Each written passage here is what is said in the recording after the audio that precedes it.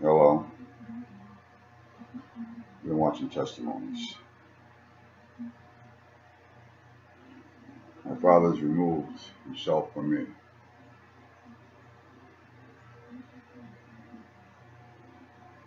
My brothers are gone.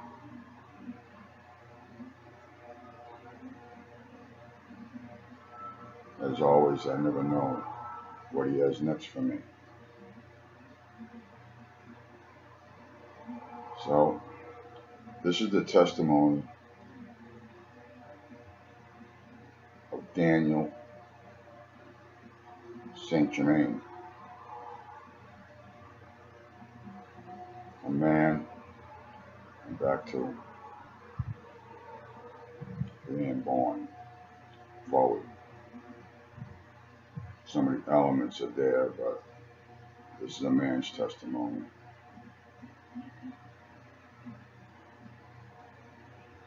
I was born in 1963 on January 11th,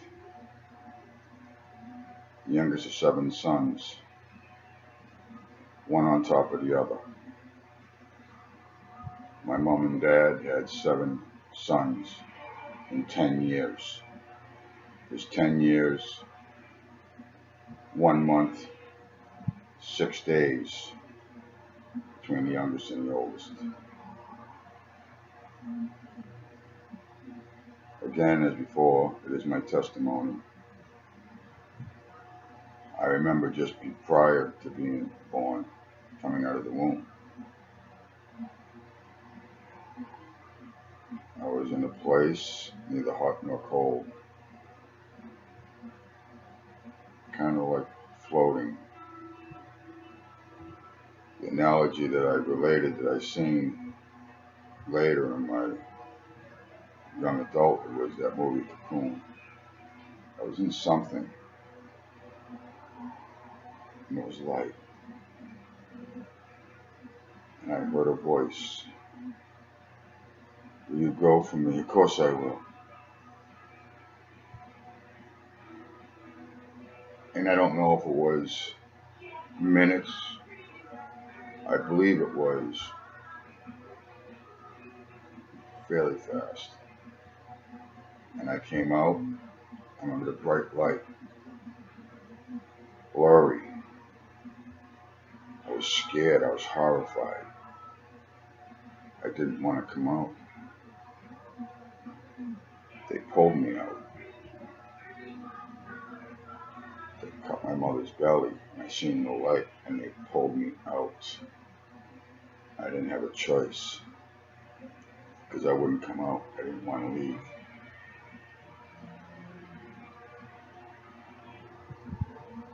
I was in the flesh then, and that's the end of that. It's always been there, as vivid as this today, standing before you. I remember everything. If somebody mentions something, like I said, I remember it every single day, every minute. No, but I do. If the conversation comes up, I remember that day. I remember everything. Anyway, I was the youngest of 7 sons, and I remember sitting there and hearing my brothers talk at like 3 months old, and my family, and I was coming along, and I understood every word they were saying, just as much as now, meaning and everything. I just couldn't respond. I used to grab at their lips and their tongues. I used to stick my fingers in their mouth. And I used to scream, "Eh," and get frustrated because I couldn't respond to them. And they loved me then. Didn't last long. My big brothers loved me.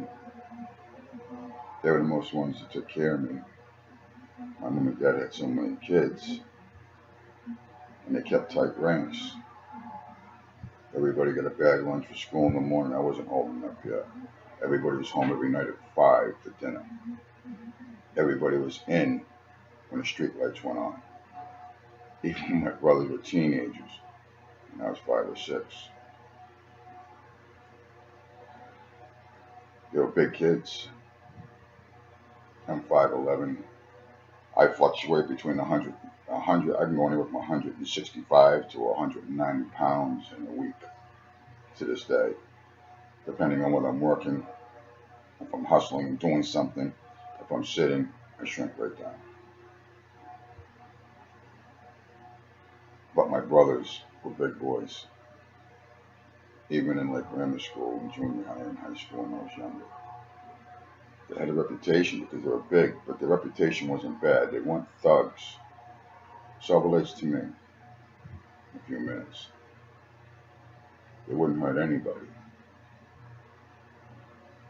but they protected everybody. We were pretty much alone by the time I was 5, 6, 7. So my mom and my dad had been previously a Grand Knight in the Knights of Columbus when I was born. And by 1965, by the time I was 2, 2.5, he was done with that. He was also a speaker of Christian doctrine in the Catholic Church. I remember going to church at 2 and 3 years old. All my brothers had to go to church. They went to catechism. They went every Sunday to church. I didn't have to go. What my dad was doing was to speak of Christian doctrine, and that was only about a year that I had to go, and I was still very small. By the time I was 3, I was done with that. I never had to go to that Catholic church, that big place, and I never liked them. I always felt funny in there. I was always afraid. See, I had big brothers, but I was always afraid. I wasn't a wimp. I don't know what I was afraid of. But I spent every hour of every day of my life in fear back then. By the time I was 6 years old, 7 years old, my 2 oldest brothers were old enough to go to quit school and get a job. My mother and father, my dad was a federal civil rights litigator in the civil rights era and movements. I grew up in marches that they organized with Jacob J. Gordon, the banker, belonged to Commerce Banks in central Massachusetts, and Samuel Silver, a retired Army colonel who owned a hardware store right in the center of downtown Worcester. But we lived in the ghetto. We were broke. My dad, and as you'll see later in my testimony, we don't take our licenses to practice law. We could pass the bar like that. But under the oath of the bar, you can't challenge the bench. That means you can't go against the judge. But when you know the law and the rules of procedure and the canons, it's totally legitimate, and you're supposed to. That's the way the system is. But when you take the bar has nothing to do with the court. That was something that they brought in collaterally on the side. The system was broken anyway from the beginning, but I won't get into that about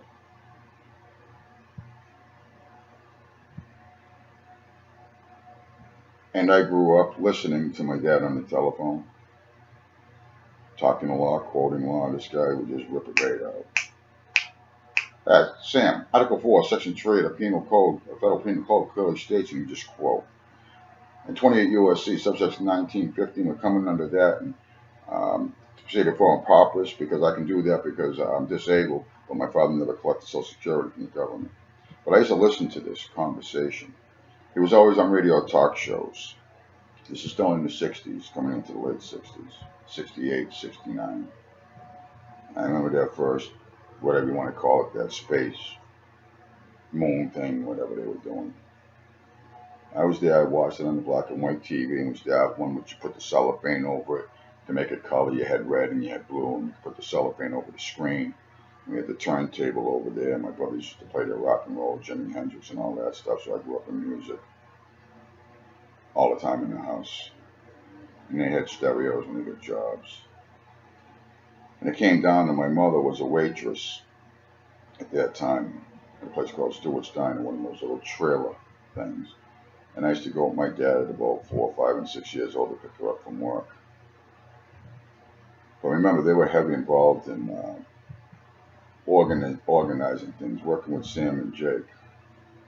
They didn't give us money. things like that. My mother was the first woman in the United States. Jacob J. Gordon was a very wealthy banker. And in 1972, he got on the independent ticket to run for president of the United States.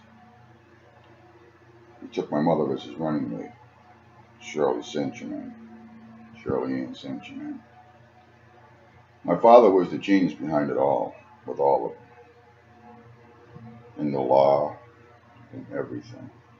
I grew up knowing who the Rothschilds were, and I always understood that they weren't the top. They were the front men for the top. You had the Warburgs, the Schiffs for the top. Those are the ones that the Rothschilds moved into the mansion with after they took over the currency. But before he sent the 5 sons out. I won't get into that in this video. There's plenty of videos in my thing on those things. I knew everything. When I was 7 years old, you see, at this time my brothers were being pushed, and my mom and dad would be gone. My mother traveling the country. I would go by 2nd grade. This is 2nd grade. I would go in the class, and did anybody see? This is public school in the ghetto. Did anybody see Dan's mom on TV last night? And I was always embarrassed. My parents were well known.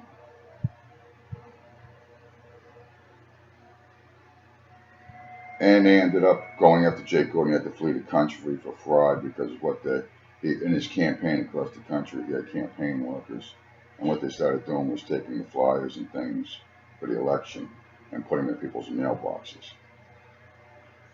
Although Jake and Sam were Ashkenazi Jews, I learned from them the truth. 5, 6, 7 years old. Hearing my dad on the phone, and when they would come over, see, I was the youngest one, so I was there. My other brothers would be out playing. I could go out, I just never went out. I didn't want to go out. My mom and dad used to get on vacation, yell at me to go out and play, and I wouldn't. I was afraid, and I know what I was afraid of. And I wasn't a weak kid. I never understood. I always knew, and I was always wanting to learn something. I was always listening and watching everything. I was a very quiet, shy kid in a huge family. I was totally withdrawn and quiet, always watching, listening, absorbing everything. And there was always this little voice, and I knew that I had to learn everything. I just experienced it. I used to jump into everything. I would just run right into whatever the situation was, we'll say, to experience it. I just had this desire to experience everything. And I did. So I was 7 years old. It was in the summer. My brother David, who died a little over a year ago, 3rd to the youngest. We were at this place called 1010 Main Street. It's a big old brick, like house, tiny mansion. Just square, nothing fancy. It was across the street from McDonald's in Main South. This is all ghetto.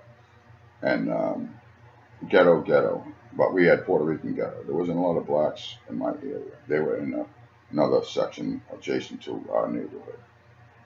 Where I lived, you had the French area.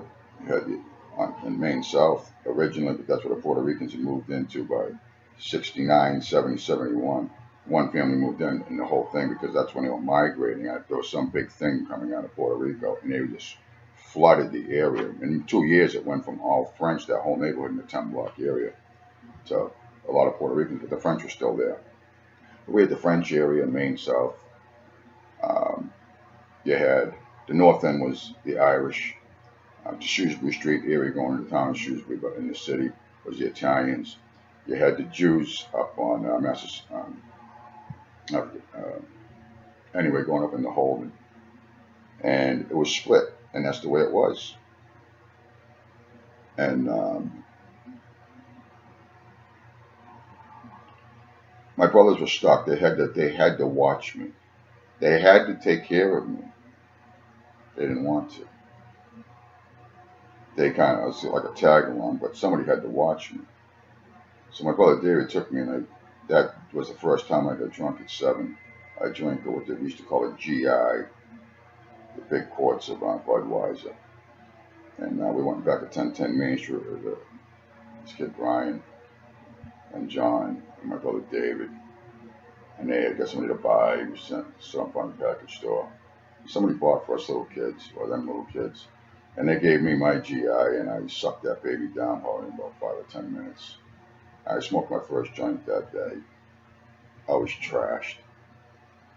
We went home, it was dark, and we were late because we were supposed to be in when the streetlights went on. It was a little bit after. And I do remember, but I was puking my guts out. If there's a blackout, I was there. It was like a half a blackout, but I do remember it. And my mother started screaming, my baby's drunk. My baby's drunk. And they kind of got on David, but David was drunk too, and he wasn't much older than me. Within a few weeks, I did my first hit of 4-way window pane acid, and I was chasing cars down Main Street.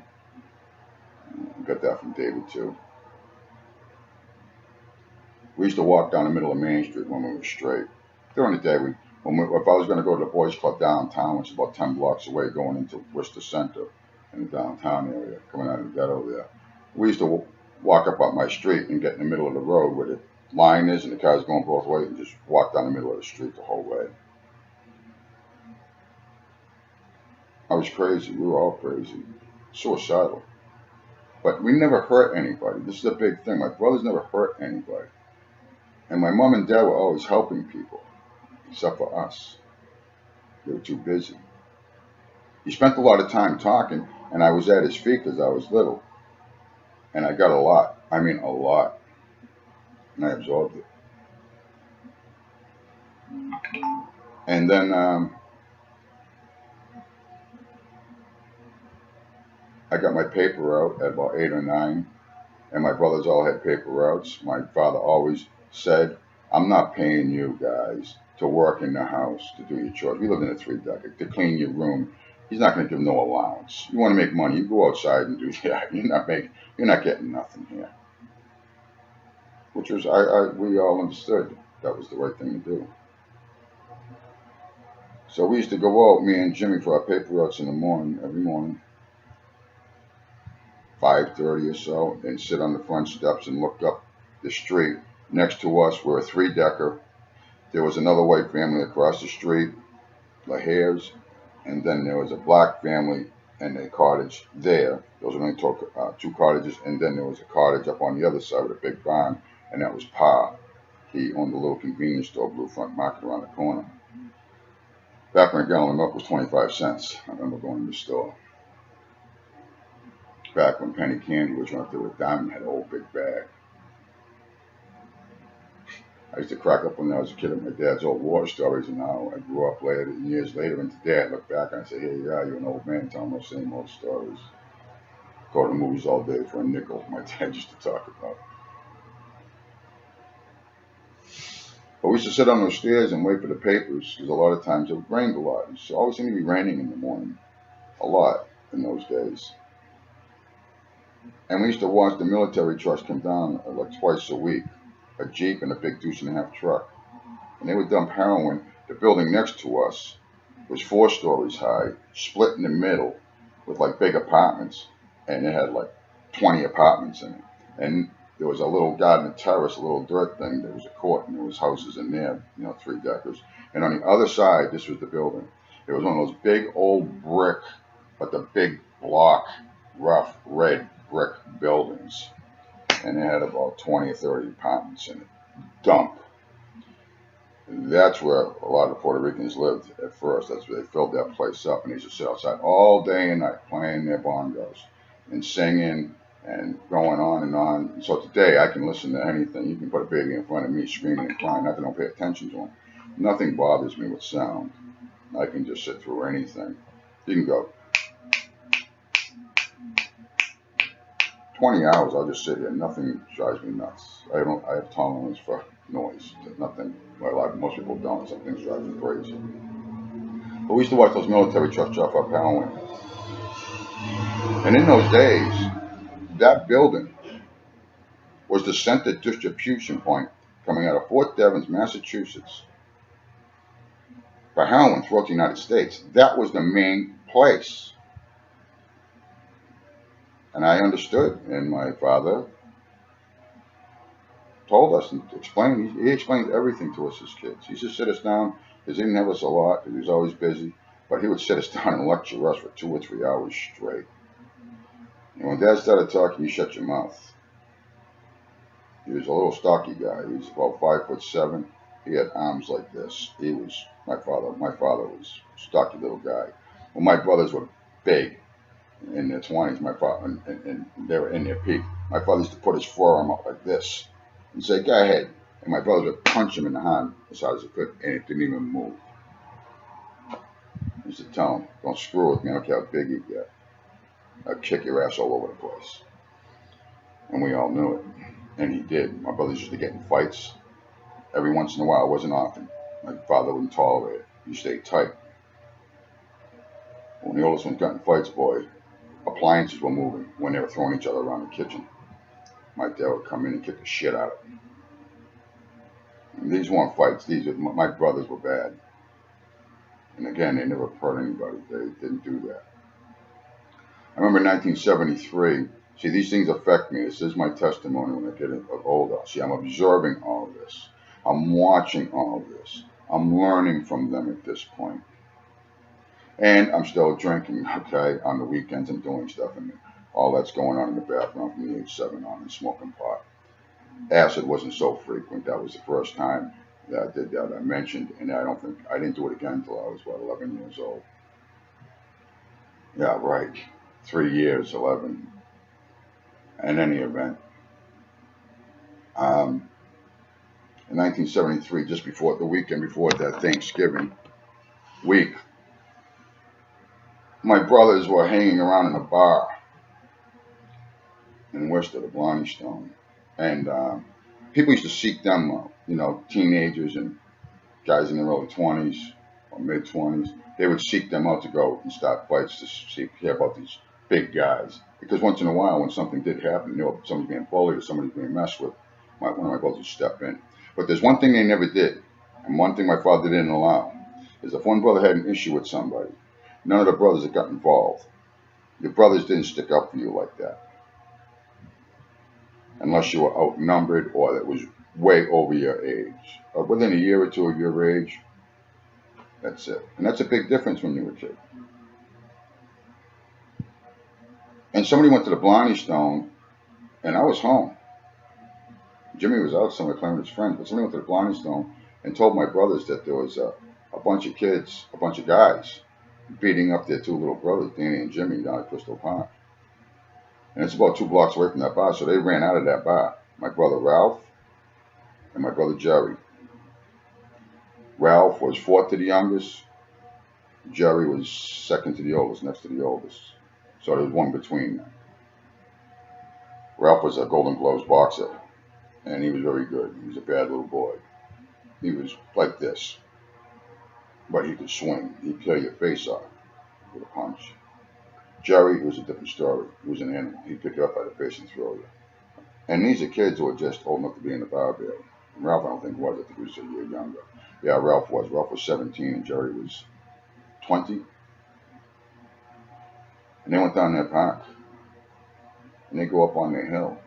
And there's nobody there. And all of a sudden these cars pull up. 4 cars. Total of 17 men. Early 20s to mid 20s. They jumped out. They jumped out. They jumped out. Ran up that hill with pipes and chains. And started going after my brothers. I know the story because it was in the paper the next day. At first, my brother Ralph was piled by these guys and they were beating him. My brother Jerry was peeling guys off his back, knocking them all out, one shot. When he got free, he went over and started pulling them off of Ralph. And then Ralph got in his groove. And by the time it was over, in a few minutes, every one of those guys wound up in the hospital, severely injured, badly, broken bones, fractured faces, arms, legs. And my brothers were arrested.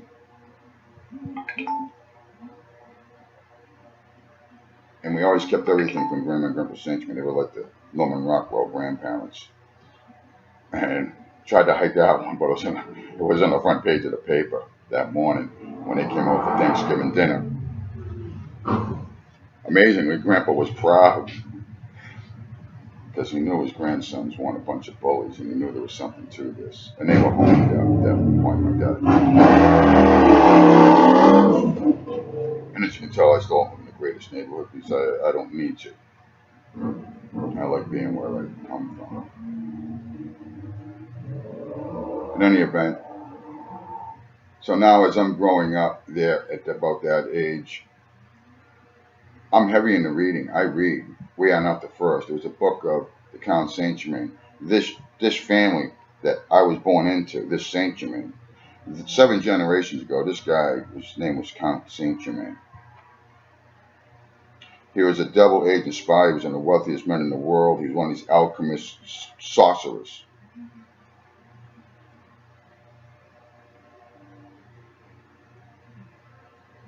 He fled France just before the Napoleonic War. And if you look at him, you can get him on Leonard Nimoy on In Search of It. There was a lot of things done on this scumbag, total scum. And he went into England because he was England's spy and France's spy working for the kings. They're under sheriffs, they used to call them back then. Like the sheriff of Nottingham in France. The sheriff was out to get him, kill him. So he fled. But the king loved him. And they both knew what he was doing. They were all playing both sides. And he went into England, and his name was Francis Bacon. Francis Bacon was head of all the Masons' lodges. That's what Benjamin Franklin was over for 18 years dealing with. And whenever he was out, that's why when Francis Bacon was in France, Benjamin Franklin would be the head Mason in England. And then when Bacon, the Count Saint Germain, would be in England, then he would go to France, Benjamin Franklin. So I was studying this sucker. My dad and everybody, my dad and my grandpa took it as pride right from the first. I knew this was evil scum. I wanted to know about this. I wanted to know where I came from as far as I knew then in the body. But I never forgot that I was sent. That was always vivid. Just didn't know what it was. But I did know. And my brothers used to say to me after they all did catechism, but by the time it got to me, and my father had it with the church, and I never had to do catechism or do any of that. I was delivered from that, like that. And I studied law. I used to take my dad's books, his federal code books, his federal rule of procedure books. I used to read them, just like a fairy tale. I used to read case law books. This is the case of Spradley versus State. In this case, Spradley was, and they tell a story. It's a story. And I used to just read the story. And some of them were car thefts that were big and got turned over, for Supreme Court decisions, or Ferretta versus California, Miranda versus Arizona, and Miranda rights. These are stories. They're stories. So I just read them. I thought they were pretty cool. And I read a lot of them. I'm talking grammar school. By the time I was getting later in grammar school, my brother started moving up and getting married, I started having issues. And I didn't want to go to school because school was boring. I just looked out the window. They were teaching me things I already know, spelling, and all that stuff. And they see me on here and the misspellings. That's because they mess with my keys, and I'm not going to deal with it. I write too much. I write novels a day on here. And there's an error here and there, I'm sure, but 99% of it, they're changing my letters, and I don't care. Most High told me long ago, don't worry about it. It pisses everybody off. Give him something to work on. And he meant it. But I didn't do it on purpose. But I just got sick of fixing it. But I didn't. He says leave him out of it. So I will. Most High. So anyway, I went off into a private boarding school, Hillside School in Marlborough, Massachusetts. It seems to be a school for, there was some elite there, but what they do too is the Jesuits and these kids that they snag, they put them in these schools, the Jesuit-based schools.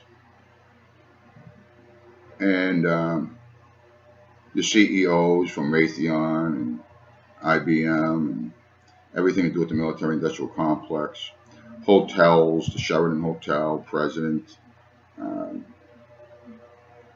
They used to come and sit every Friday night at dinner at the headmaster's table, and we would sit down the table, each side, and each one of us, the one on there was a teacher. All the teachers lived on campus, and our teachers were scholars, even in those early years.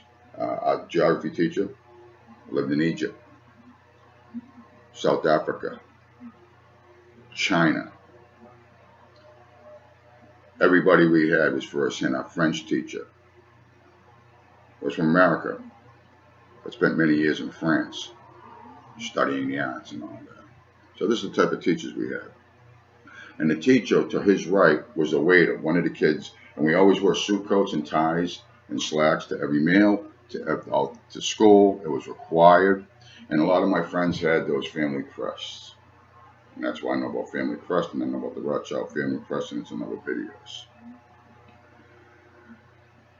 My dad wanted me to, he found out family crest from this Count St. Germain scum. I didn't want to wear it. I didn't wear it.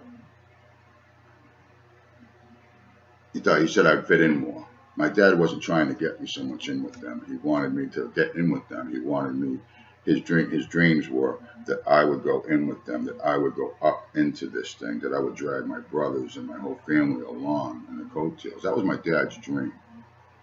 Like a Kennedy thing. There was a lot of pressure for me, a lot of responsibility. And then I went on into high school at St. Andrew's School in Barrington, Rhode Island, that you could throw a rock over to. It was that close. The block that we were on, was like a mile square, and that was the whole campus. And the science teacher, I remember him, his oldest son was one of the top 10 pianists in the world. He had just won a scholarship at Juilliard on a worldwide competition. And that's where I first started getting into strings. And I never took lessons in playing any strings or any music. I just kind of picked it up and it just kind of went from there. And I was just always interested. I just loved strings. And it just went. That simple. And then, so I went to school and I studied. And when I was there, I was studying law. I was studying ancient Hebrew law, right out of the Bible. Although I wasn't dealing with the Bible. I was studying your laws, because that's where all the laws stem from. Because as I researched backwards, when I went from American law, that's what I did. I studied Massachusetts state criminal law, and then it doesn't take long. I got through that in about a month. Everything, and I remember it all. I just could remember everything, what page, what paragraph, what subsection A, paragraph 3, subsection A, or subsection C, and I could just talk. And my dad had it, and his friends had it, and that was that. And I liked it. I thought it was pretty cool. And in our dorms, we were alone at night. We had our own rooms with the closet here and the mirror and the dresser. It was all built into the wall with the bed and drawers underneath. There were nice, classy rooms, and the doors were open every night. And the teachers would walk. They lived in the dorms. They were our dorm parents also. My French teacher and his wife were the dorm parents, and then their helper was one of the science teachers, a younger guy. And Bobby Hilton was one of my closest friends, who's at the top of the Hilton, called Dynasty today. Stacy Lazard, who went on, and me and him were studying, and we were studying at that young age, and we were already qualified to be international maritime lawyers for the bankers, even in ninth grade. We loved it. Today he's chief counsel of the International Monetary Fund in France. I learned all the things I learned. I didn't get them off of YouTube, and I didn't learn about these people and things in books. I knew them. And we used to compete in sports, and I was top in the track and field. I remember Mark Kennedy was supposed to be the best at St. Mark's here in Massachusetts, and first time I got went against him in a 440, I left him in the dust. My coach told me, just stay behind him, Dan. Danny, stay behind him. Let him set the pace. You're going to kill this kid. Well, I didn't listen to him. I set the pace. He was almost a full lap behind me when I finished. And same thing with baseball. I had a curved sinker. I was left-handed, but I threw my arm up because they had me practicing with a softball. I really drive it home, and I ended up throwing my shoulder out, so I never did that again. And of course, I studied sports back then when I was involved in that. And then I realized where they came from, that they were wrong. And I didn't think a lot about it, but I knew what it was, and I knew it was nothing. There was something not good about it. So I never got involved in watching football, baseball, basketball. I was never into sports. I used to, even, and when I was 17, I did a burglary on the weekend. And I went to court, and my dad says, you got yourself in this thing, get yourself out of it. And I went to court, and they charged me burglary, breaking and entering in the nighttime. And so I researched a little law. It didn't take me long, a couple hours on that. And I went into court. I had the Farmer's Almanac because they accept that as far as sunrise and sunsets. And I moved for dismissal based on the fact I was improperly charged, and I moved to violent further prosecution and violation of double jeopardy because the next charge they would have to charge me was breaking into in the daytime, which was a lesser included offense. And unless they're going to charge me higher, they had new elements, they can't try me again. So I went in there and I showed them, and I says, based on the time that they had and everything else, I proved that it was like 18 minutes prior or 18 minutes off. It was actually a daytime burglary, not a nighttime burglary, and the case was dismissed, and I walked. From that day forward, every time I got in trouble, I walked. Around that same time, still this smart kid, private school, and all these other things, and these genius kids who are sacrificed. That's the bottom line. You see, this is their sacrifice. They send their kids, even these millionaires, billionaires, they sacrifice their kids. And the way they do that is by putting them in these schools, and they don't see them. They sacrifice their love over anything raising the kids. And I can give you a name list, but I'm not gonna. It's all there. Okay? Known from the sports, and we all compete, and we all know each other. Tight clique, and they keep you in there so you're a brotherhood. And I understood that too, and I didn't like that. It made me very uncomfortable. Next thing you know, I got a needle in my arm. 17, I'm shooting heroin. I didn't really get hooked on it at that time. Here and there. I did it here and there. And I apologize if you're trying to call me out. Messenger after. You know it's important, but I gotta do this. And then, in any event, oh come on, no, I'm sorry, I'm just gonna keep moving forward, and it might happen some more. I'm very busy, and I love it. Finally here. In any event, I went through all that, and I got into snorting coke at that time, drinking, partying, girls, but with girls it was different. I always had a girlfriend and stuff, but I always had a problem with sex, and I wasn't gay. I always had this thing that you don't have to have sex for me to like you. That's what I seen. Girls, and they were being called sluts, and not the ones I was with, but then some of the ones I was with. And I never seen it that way because I wanted love. I didn't have it as a kid. My brothers didn't want me around. They just keep me drunk and stoned, bring me to the park. They had to watch me. Give me a couple of sits off a beer, give me a beer, give me a couple of hits of a joint. I'd be sitting there half dead, and then they could party and have with their girlfriends, and I'd be all set to a playpen. I was too big for a playpen, but I wasn't moving more than 6 feet in any direction. And so I went on, and time went on, and I read and I studied, and I was going to become an international maritime lawyer. And at one point, I said, I can't do this. I can't do this. I grabbed my Cameo Les Paul guitar, Sunburst. I threw it on my back. It was my birthday, January 11th. I threw it on my back with a duffel bag with my clothes, and I hit the road to come home. And it was snowing out. And within an hour, it turned into a blizzard. And I got picked up.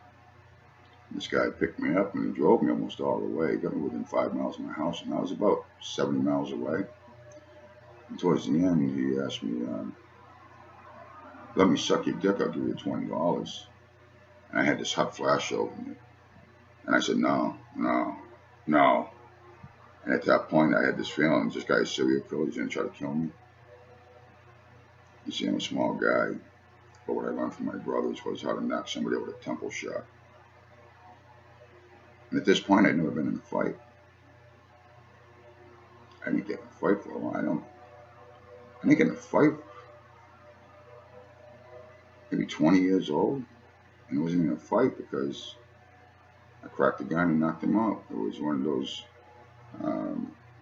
Iranian guys when the Shah and stuff, the convenience stores, used to pull knives on everybody. And I was walking down the street one weekend in that neighborhood back in the ghetto. My dad used to get pissed off because he moved out of the ghetto and everything else. And the youngest ones that were home, when we were home, we'd always go back to the ghetto. Like when I was younger in private school, when I got on the weekends, I used to want to go to my brother's house in the ghetto. And he would bring me there, and they told me a dime bag a pot, which is today, I don't know, that's what they charge $100 or something, whatever. 7 grams it was. And I know that because my brothers were all pot dealers. So they had a big thing, and I'd go over, and they'd have the disco music playing, and they'd throw me a bag of pot, and they'd go out clubbing, and I would just sit there. So they didn't have nothing to do with me then either. I'd go over to the scene to be with them, and they would have nothing to do with me. It was the same old story. So by the time I walked and got out of school, and I hitchhiked, and I got home, that guy dropped me off. I walked the rest of the way in that blizzard with my guitar and my duffel bag. And my brother Albert had just gotten out of prison. You see, when I was 11 years old, my father demanded everybody get a job if they quit school. So when I was 11, he was 16, he quit school. He quit school. And he was working in a parking garage in downtown Worcester across from the Showcase Cinemas. And his boss was 18, a kid by the name of Donahue. His family owned Donahue Oil, which is these oil trucks that go and fill in the houses with oil with the little straight trucks with the big tanks in the back. And he had a .22 rifle, and they went up shooting at street lights and billboards, and it hit this abandoned building and windows. And the next morning we woke up, it was my birthday, and I was 11 years, I was turning 11 that day. Just backed up a little, and it caused confusion. And but this had a big impact on my life. I felt like I was responsible somehow. And he hit some homeless guy that was laying on the floor right between the eyes and killed him. Hit the front page of the paper, and that was the end of my father's political careers. My father was running for Congress at the time, United States Congress, and that was the end of it. And so now I'm going about, and I'm out of school. I get home, and my brother Albert says, Dad said I got to call him. He wasn't home. He was somewhere about midnight when I got there. And he was like apologizing. I had to write it out. Dad said so. I got it. So he did, and my old man came home screaming, "What the hell makes you think that you can just leave and do what you want?" And I says, "I can do whatever I want. I'm old enough to do what I want. You can't tell me what to do." He says, "So you're not going back?" And I said, "No. Let's get the hell out of my house," right there in the blizzard, 1 o'clock in the morning. So I went out and walked the streets. I lived on the streets almost 3 years. I became a heavy drunk. Of course, the shooting and stuff was always there, and I did it every day. But that wasn't my issue. My issue was booze. And here's a big impact in my life. There was a guy. I was sitting in this abandoned building. There's railroad tracks. What we hung around was Grand Street. It went from Main Street all the way down. And there was a set of railroad tracks that blocked it. You had to jump the tracks like a dead end. And then it got down to where we lived. There was a package store, a deli, a club here, the Cape Cod Grill, Don's Place, another bar, Gerton's here, Crest over here, all bars everywhere. Everywhere. Every other door was a bar. And we used to hang out there, and a couple of us used to sit out there with our guitars, and he sung "You Want to Hear" for $1. And we'd sit out there, and a couple of drunks come by, and they throw some money in, and between us, we could play everything. I'd do something or other, whatever we were doing. And I couldn't sing. I'm not into singing. I never felt like singing in this place since I've been here. I still don't today. There's nothing to sing about here. But I do enjoy playing. And this guy came over on the railroad tracks one morning. It was Saturday morning. It was really early. The liquor store just opened, and I remember that because this guy helped me out. This guy pulls up in a beat-up old pickup truck on the other side. It's Cobblestone Road here, and Grand Street continues. He climbs over there's 2 bars. It was like a fence, and he comes over and he goes, "Hey, man," he says, "Kid, you look like shit." And I'm going to say this guy's in his 40s. And he said, "You look like shit." And I was like this. And I was shaking, and it's pouring rain, and I was booze sick, and I was hurting. And I said, "Yeah, man, I'm hurting." And I was filthy, and I stunk. And he says, "Hang right here, I'll be back in a minute, kid." And he went across the street. I saw him going to deli. He ran into the package store. A couple minutes later, he comes out. He goes back in the deli. He comes back over and he sits down with me. And he's got himself a sandwich. He's got himself a sandwich and a soda and a pack of cigarettes. And he sat it on the far side of me, and I'm sitting on the other side. And he takes a couple bites of a sandwich. I'm not paying attention. All I know is I got a bottle of Clean to Mint. And I'm drinking. I go, "Oh, man, thanks a lot, bro. I appreciate it." And within a few minutes, I started calming down. And then he pulled out the bag, and he had a 6-pack, and he sat that down. He said, "You can have that." And I said, "Okay, thanks a lot." So I got it. And he left. And I was sitting there drinking that beer. Actually, what I did the first one, I put a hole in something. Boom. I used to get a shotgun in about 2.5 seconds of beer. I used to do that because, when you got a 6-pack and you want to get buzzed fast and you want it to affect you, that's what I used to do.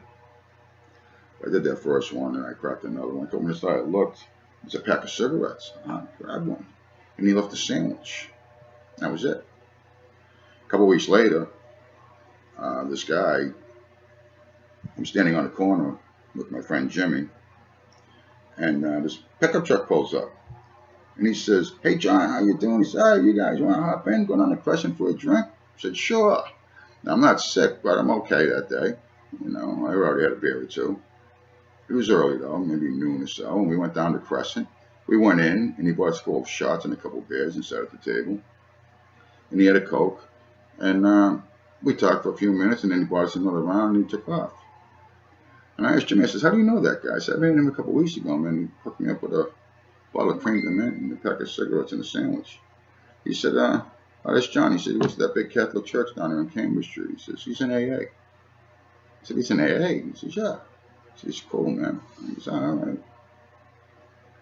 A couple of weeks later, me and Jimmy are hanging out every day, but Jimmy comes out and I'm on the streets, and at the time he happened to be at home, but he used to get kicked out and live in the streets. All of us did.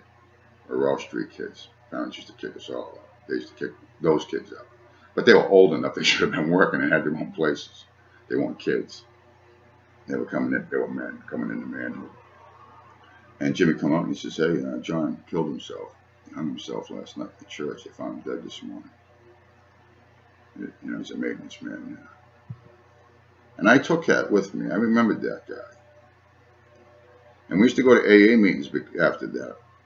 Not to get sober, but they used to to have donuts and coffee. And in the winter, it was a good place to go to get warm and get something to eat and sit in the back of the room. So that's what we used to do. I used to do. I used to do it alone a lot. And I had my best friend Gary. He used to snip him and Glenn, who's dead now. He overdosed back in about '96. Gary's still alive today. Matter of fact, he just messaged me recently on Facebook and he's going to call me when he gets a phone. He still loves me, and I still love him. And he ended up on heroin, and a lot of things happened with him in the years I was gone in Florida. And he's huge. And I love you, God, and I'm just going to leave that alone. I love you so much. What this world did to my best friend. And he made his choices, but still. And Glennie.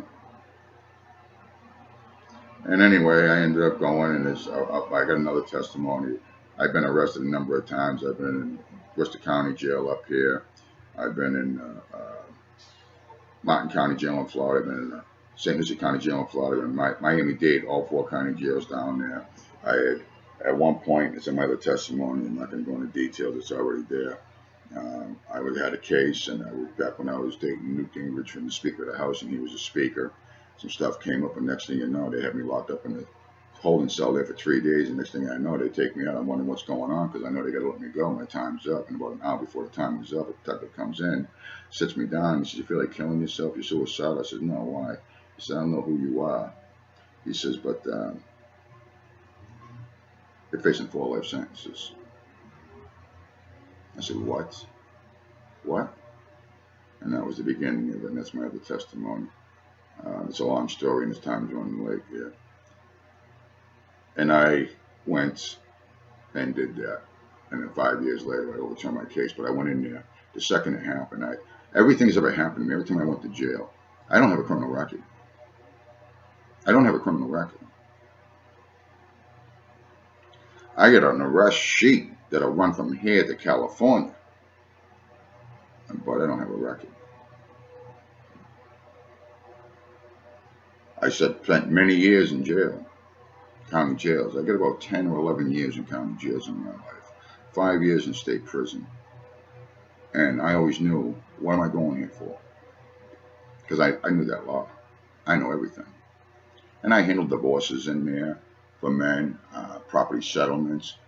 There were some rich guys and a couple millionaires, and I transfer funds for them, give them a little bit of positive attorneys, moving money around from prison and big businesses for these guys. And but that wasn't it. I was in there to the Habitual Reoffender Act and all that I seen, and that's all set up. And I won't get into that, but man, they went after you, Israel. Yeah, they did. Get you arrested the first time for 2 pieces of crack cocaine because they're in different bags. It's intent to sale, 3rd-degree felony. You go to jail. 90 days later, they say, "Hey, want to take a deal?" Sure. Thing is when you go to take a deal, what they do is they say, "Do you understand all consequences of the plea? Are you under influence of any drug or alcohol?" No. Has anybody influenced you? See, in every case, people are lying. And the judge knows it. They're committing perjury in every single plea deal that you ever took and that you ever seen. Because when they ask you, has anybody coerced you or promised you anything, and you say no, and they say that, because that's a plea call by the Supreme Court, they read that right out of the book. They have to. And when you say no, that's a lie, and you just committed perjury. Because they just told you if you go to trial, you're facing 5 years, you're going to get 5 years of mandatory if you go to trial. Because that's what they do now. If you go to trial, then the judges have to give you a mandatory sentence of what that carries. So what they're doing now is they're saying you take a deal or we're going to punish you. There used to be guidelines, and they have guidelines, but they override them now. Guidelines, in other words, sentencing, and it was a point system. So if you went to trial, you still stood a chance you get 2 or 3 years on something rather than 15. But now what it is it's been this way since the 90s, since they come up with the truth in sentencing laws. And so now you take the deal, and they say, okay, 2 years probation, you go home today. The brother says, hey, yeah, cool. Or the Puerto Rican says, yeah, cool. Or the poor white guy goes, yeah, cool. And they take it and they leave.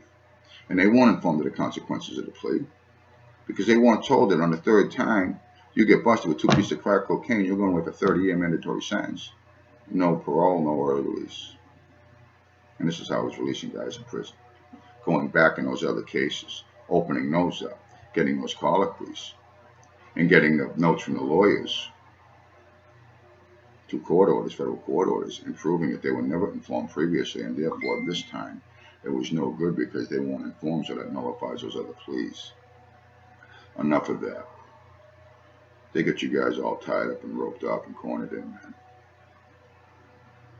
And now you wonder why when I use those names of the races, the ugly ones, why I do.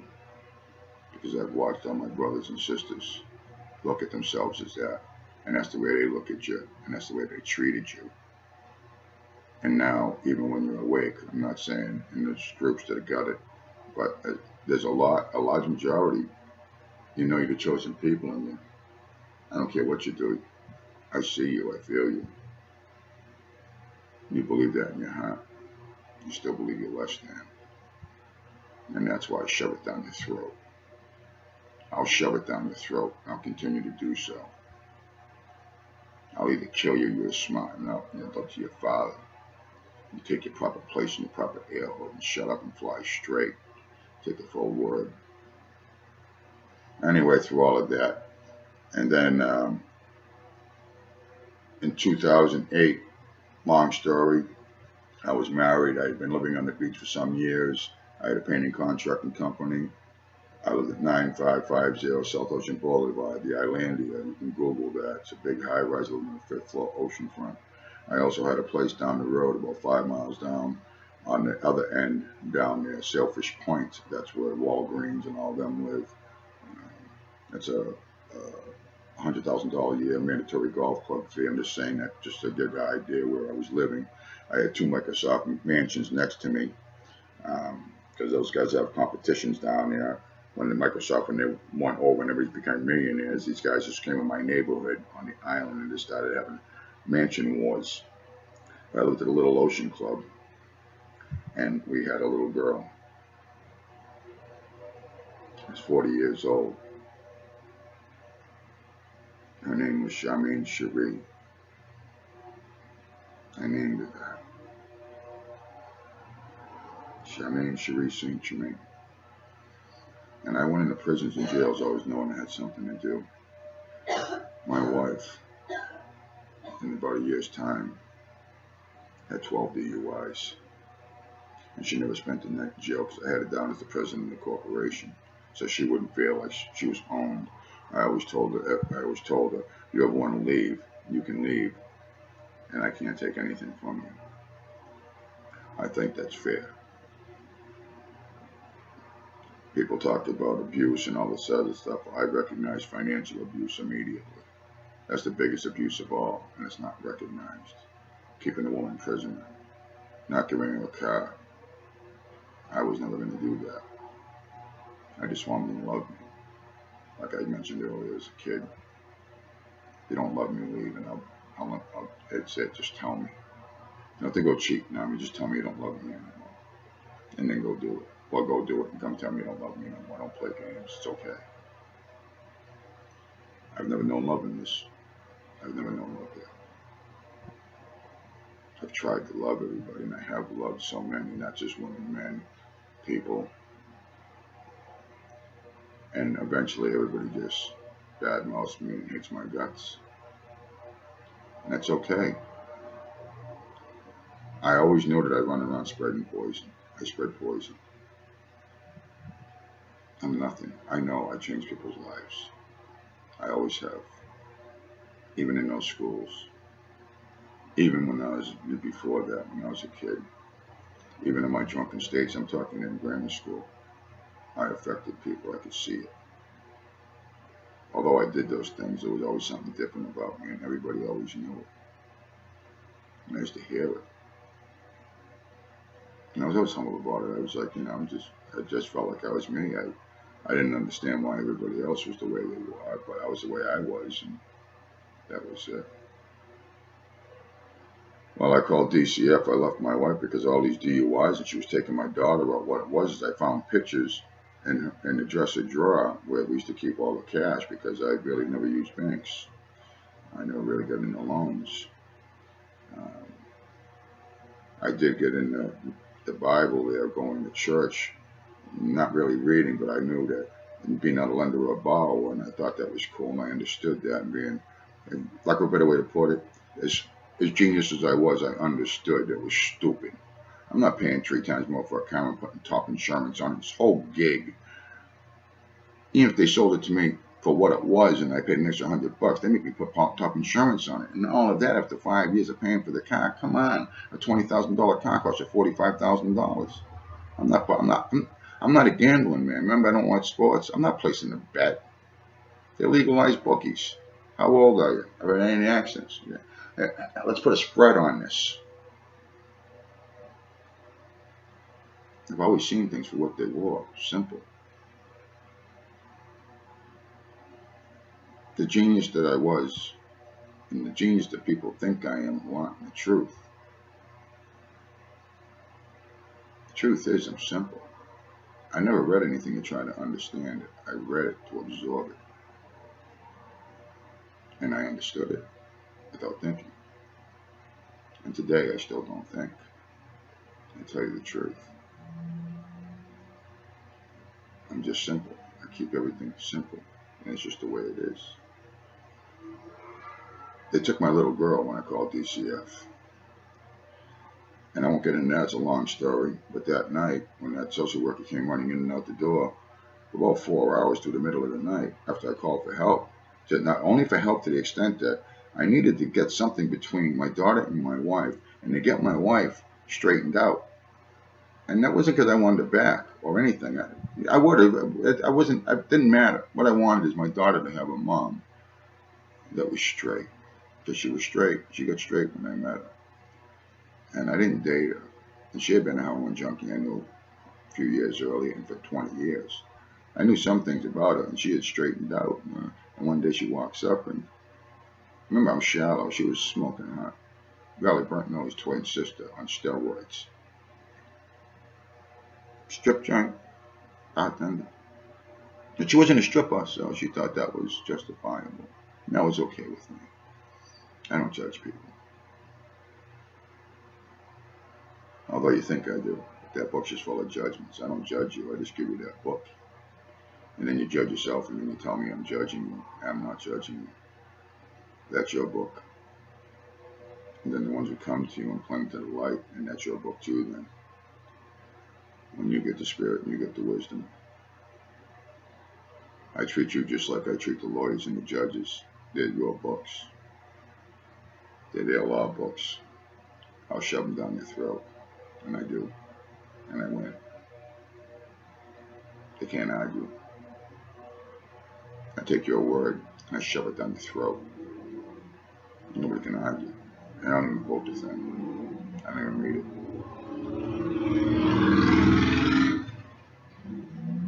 Because it started unfolding to me with my daughter, who I was, where I came from.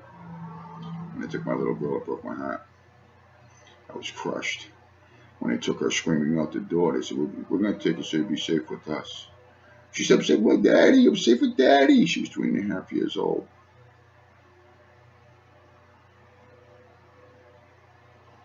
August 9th this year. She'll be 12. And I haven't seen her since. I sued him. Well, I got her back, and then they pulled a smart one. I only had her for 3 months. I sued him. I closed down Hillsborough Kids Inc. in Tampa. I've said it in my other video. Go look on Facebook. Hillsborough Kids Inc. It's been closed down since 2011. And not because I stole my little girl. You see, when that day happened, they took my little girl. I hugged that social worker. And I told him, I said, you're just doing the job, but I'm going to ruin your life. I'm sorry. Just like that. And I hugged him, kissed him on the neck. A black brother, about 30. And the deputy was with him, an older hardcore guy. I hugged him, and I kissed him on the neck. I said, I know you're doing your job, but this was wrong. You got the wrong guy. And when I say that, what I mean is you just screwed with the wrong guy. I am going to destroy you because you're the ones who did it. I'm sorry you do this for a paycheck, but you're going to pay the price because I got to get you to get to your boss, to get from your boss to the governor, to get from the governor to the attorney general, because I'm taking you all down. I ain't playing your shit. I'm taking you down. You did this to me because you did it to other people.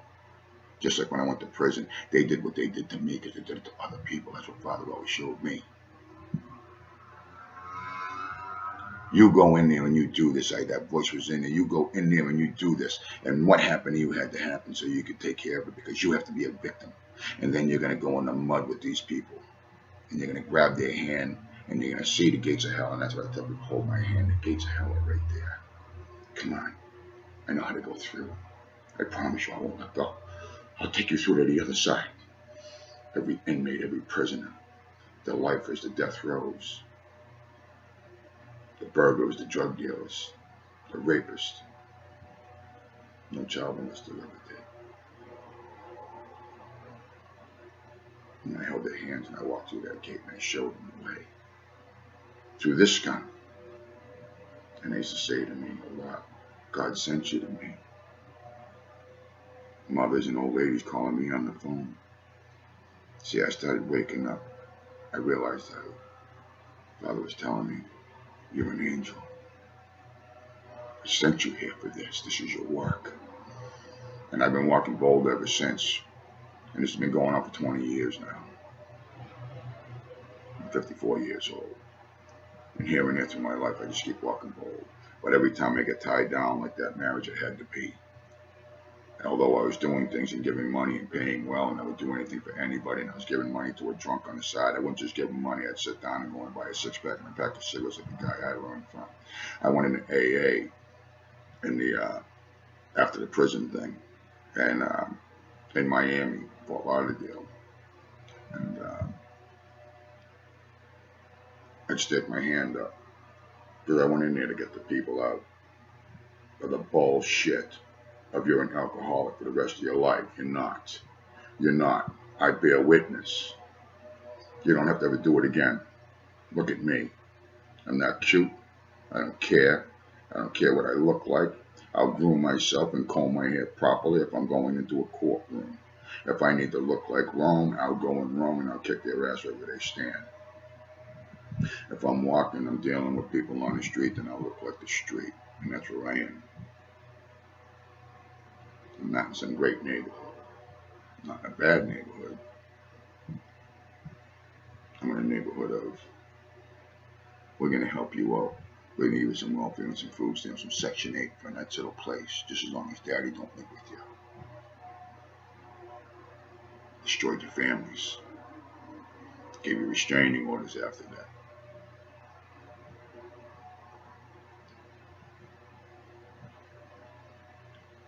My last Supreme Court case in the state of Massachusetts, I was dragged up here through that lawsuit suing them. I ended up in cuffs in Massachusetts for robbery of the Massachusetts State Lottery in 1993. I wasn't even here. I was never wanted. I had gotten stopped once or twice on traffic stops, not nothing big, and nothing ever came up. When I was in prison, nothing came up. All of a sudden, they take my daughter. I filed a suit. They closed down. The woman involved in my case, who was a supervisor in the office of the state attorney's office, who pulled this crap that I was going after. When you see this, this isn't about my daughter. It is, but it's not. Just like Robin and everybody else, this takes second place. It's what did they do to others? And you're not going to do it again. It was you too. And the 10 others who know you, or 20 others who know you. I can't change the world, but I'll change your lives. And those who know you. And you'll never pull this shit again. In 2013, I fought my last case in Massachusetts Supreme Court. Oral arguments before a single justice under this particular rule that has never been executed in the state of Massachusetts, the foundation of this country. The judge was surprised. She was shocked. They had to wait 2 weeks to research to see what to do and examine it. They didn't know what to do. I had the law clerk who was a lawyer that works for the judge in the Supreme Court. A lawyer, not a kid in law school. to ask me to help him out, to see what the judge needed to do and how this was going to go. And I changed the law in the state of Massachusetts, was the last one I ever done. And Father told me at that point, net pictures are on Facebook of me in there, just bearing witness. I don't care. I did my work. All the stolen children were on my Facebook. The people I fought with over in England, Stuart Young, very good man, very good in the law. Case of Kelly Conner. 3 days, we were on Skype, we were on the clock. She was going to jail for 2 years because they stole her children and she was screaming in the press about it. Now they're going to lock her up for contempt. And we researched and we did that right online. I spent those last couple of years from 2011 to 2013 fighting in the World Court in Belgium for Nigel Cooper. He was chief of security for the United Nations, and the high-tech computer, he had a security system, and he had a daughter that was that he put everything in her name at 5 years old, and he got over $1 billion for that, what he did in that patent and everything, and he left, and he's in Belgium, and his wife came and stole his daughter on a visit and brought her to England, and we had one as far as getting a warrant for the Queen of England and the Prime Minister in the World Court to return that child or have him arrested. That's a long story, I won't get into it. Of course, they didn't obey and then we moved to get for one of the show cars in the World Court with Nigel Cooper, and that's right about the time the father said enough's enough. We're all done with this kid. He told me, right on his couch. When you see that, the Seat of the Ages video, because I have other videos before this about all kinds of other things that I was doing, more than just this in there. I was slammed down on this couch on this side, and it was less than a minute. And I saw all creation from the beginning of my creation, and he told me everything. He told me everything before me. And he said, God bless you. God bless you. It's time. It's time. And that's when I made that Seat of the Ages video. The true Hebrew Israelites. The next day. Not disclosing anything. Other than a white guy, a cracker. I got a lot of name calling, a lot going on.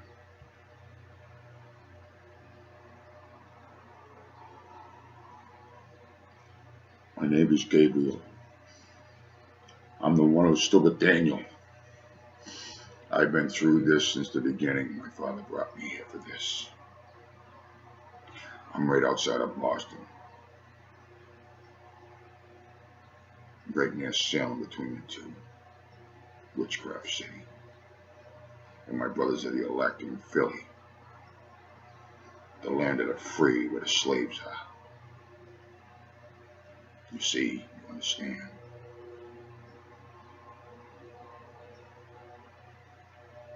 I've always had the gift of healing for over 20 years. I've been delivering people out of AA, Maurice Gibb, and the VGs. Not his two brothers, I knew them. I got opportunity to try to speak with them. People like Mick Fleetwood, Stevie Nicks, Tom Petty, all the members of the band White Snake, Paul Rogers, all the Miami meetings. And none of them take it. It's easier to put a camel through the eye of a needle than a rich man to accept our Father, the Most High, power, and our Mother, Spirit, and my brother. My Father's name is Ahayah, Ahayah. I am that I am, the Eternal One, and it is His name. It's not a label. It's a station, the ultimate station.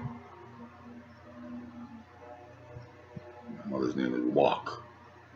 She bears witness of my Father in all things. She comforts and guides you, and all you women here making these videos, and my brothers.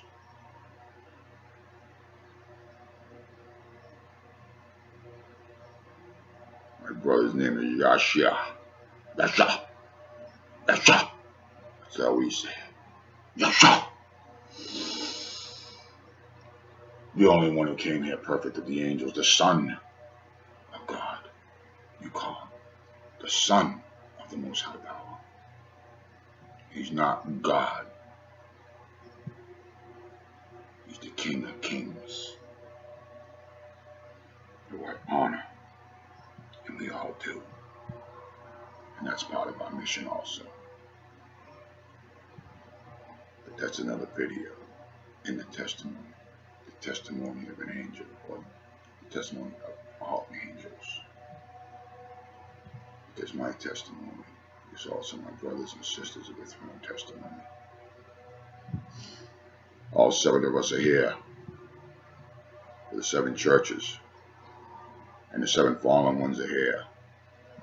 I'm Gabriel, and the one here on this continent with me, 7 angels on 7 continents on 7 churches. The brothers are spread out throughout the world, but the 7 churches on each continent. On this continent, the Laodicean Church, number 6, and I am the one appointed by my Father by grace for you to bring you home. I am in charge of all the angels, all in heaven, and those ones below who are out now. And the demons shall be released on the Feast of Trumpets this year. Come to salvation and repent. You're a child molester, we love you, it's okay. You see these testimonies riding alongside of this testimony. Watch them, see these women. They're struggling and they're purging. They're the forerunners, and many shall follow. And the light of Israel shall shine, and all the nations of the world shall cling to the light, who find their heart humility to accept our Father, who had the grace to send our mother. That's how beautiful he is. He sent his closest first, our mother. Wow. And my brother, his first son, which all creation was made, who came for nothing but love, to show you the way and live perfectly with no extra protection, no more protection than I had, and you just heard my testimony. And he did it perfectly. He never judged, he never looked, he never swayed, he never swaggered.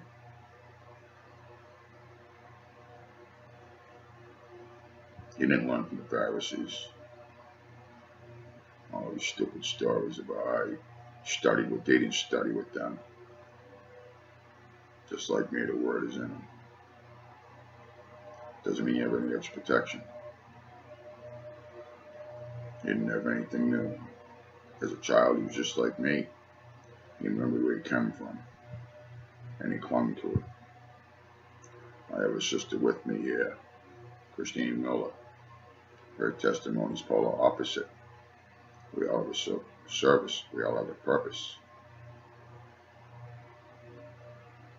She did pretty good in hers, but nobody's perfect. Only our brother, Yasha. Who you call Yashiel and Yasha. That's, you're there. Accents, tongues. You have the love of the truth. You've accepted the true Most High and the royal family. And you are the chosen people of Israel, Jacob's seed.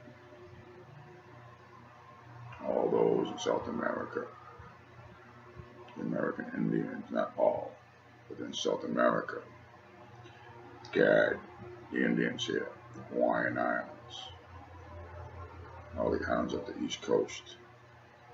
You're scattered, you're Muslims, and you're not Muslim. Muslim's a religion, it's not a nationality. It's not a nation, what you would call. Those are the 12 nations that sprung forth from Ishmael. Father has abandoned me through this video. He's been with me towards the end now. He's telling me now my work is done as far as this goes.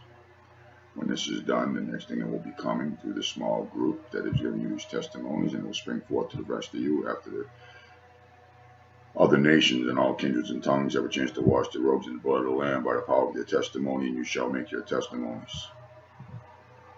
You shall do your purging now. Your family shall be split now, and what shall be now. But they shall come together in love and compassion, soften their hearts now.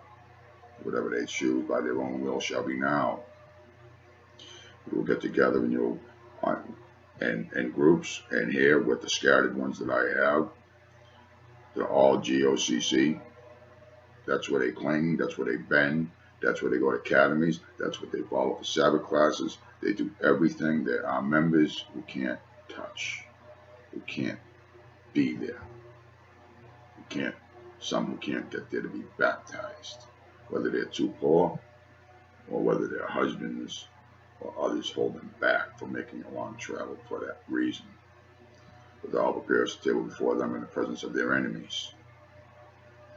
You don't want to sit at your table with your family and friends, that they don't want to stop you or try to do anything to sway you, hold back money from you, hold back vehicles from you, try to do anything they can to stop you.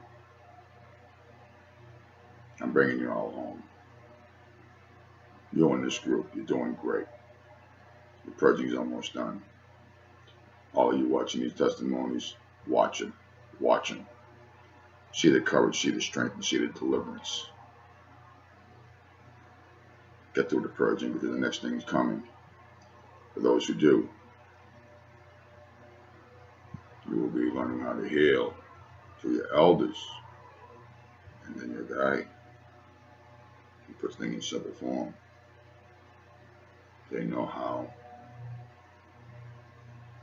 You will, and you need to fast every 3 weeks for 3 days. Not today. This video will be outdated in a week. Some people will be seeing this months in a year or two. You ain't got any time left. It's coming close.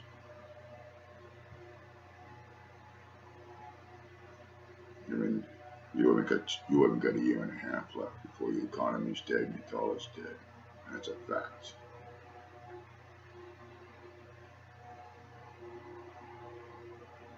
I love you all. It's been an amazing journey. And the Most High God, Ahayah, has done a wonderful, merciful, never-ending thing. He made this internet possible. He didn't do this, they did it. The game is they had to put this information out there to get everybody a shot.